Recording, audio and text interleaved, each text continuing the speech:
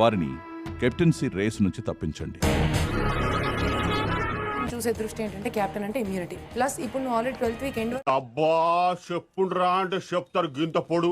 నేను నీ రేస్ నుంచి తొలగిద్దాం అనుకున్నా తనుజ. అడు తిరిగి నా మీదకి వస్తాడు అనుకున్నా. పెట్టలేదు. నువ్వేం పీకి గట్టలు కట్టినావు? నువ్వేమన్నా ప్రభాస్వా? మొత్తం మా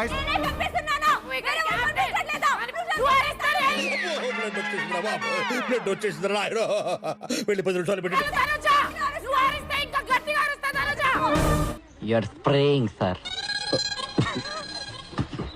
చెప్పా కరెక్ట్ గా చెప్పుకున్నావు. ఏం మాట్లాడుతున్నావు?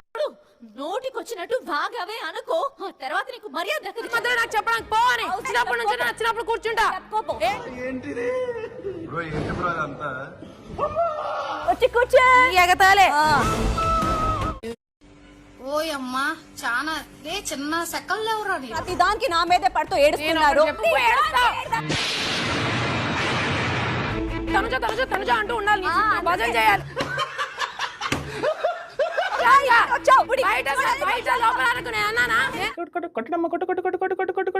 నీలాగా అందరినీ వాడుకోను గేమ్ కోసం. నోటుకొచ్చినట్టు చంపేస్తాను పిచ్చివాగుడు వాగేవంటి. చూపిస్తున్నా పడట్లేదు. నేను పిచ్చ పిచ్చిగా మాట్లాడుతున్నాను.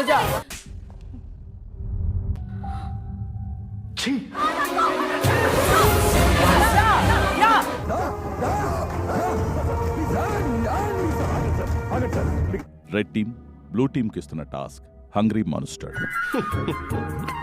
మళ్ళీ కొత్త కాన్సెప్టా? ఊపిరి పీల్చుకోవడం కూడా టైం ఇవ్వట్లేదురా. మాన్స్టర్ కి ఆకలేసిన ప్రతిసారి దాని కడుపులో ఉన్న ఇది ఎప్పుడు పెట్టారు? జస్ట్ ఇప్పుడే పెట్టాం సార్. రెడ్ వైపు పెడితే దాని కళ్ళల్లో రెడ్ లైట్ వెలుగుతుంది. ఎవరిని తింటే వారు కెప్టెన్సీ రేస్ నుంచి తప్పుకున్నట్టే.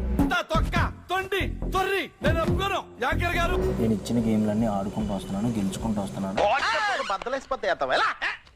గెలిచిన గేమ్స్ ఇప్పుడు నేను ఎలాగంటే నేను నా వల్ల అస్సలు కాదు. బెయిల్ అంటే ఇవ్వండి రా, బెయిల్ అంటే ఇవ్వండి. లాయర్ గారు చెప్తున్నారు కదా.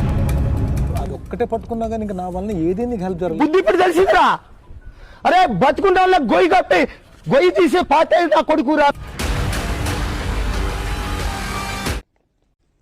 ఎందుకంటే అంటేనేమో అందరికీ కోపం వస్తుంది, అందరూ హర్ట్ అయ్యేమో. నా ఓట్ కళ్యాణ్. నాకు వీళ్ళిద్దరు ఎవరు వెళ్ళినా నువ్వు చాలా ఎక్కువ సీరియస్ వాడికి ఇవ్వచ్చు.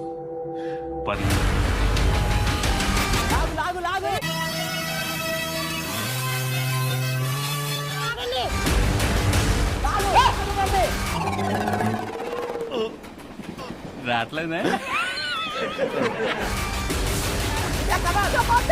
సర్వనాశనం చేసావు దరిద్రి పెదవా.